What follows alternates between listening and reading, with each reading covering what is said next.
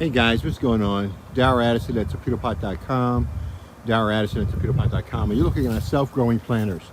They grow your food with no human intervention, as you can see from this kale planter. Isn't that beautiful? I love that. That is gorgeous. That is absolutely beautiful. So we have the Russian red kale, and then we have this. It's amazing, amazing planter. So these kales have been doing really great. They grow by themselves. I don't do anything. So I come out, snap it off, and eat it. That's all I do. And it's so uniquely kale.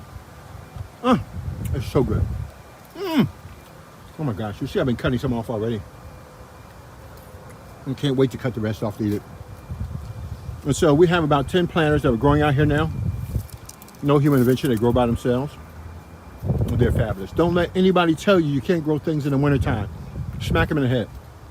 Well, not literally, but don't tell them anything. That's beautiful. Is that not a beautiful planter or what? That's gorgeous.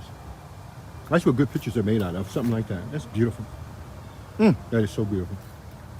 So, Darrell Addison, Torpedopot.com. Darrell Addison, Torpedopot.com, where we make self-growing planters, and you get to grow your food with no human intervention. And that's where you need to be at. You need to be able to grow your own food at your own will within your own time frame. I'll talk to you guys later. Bye-bye.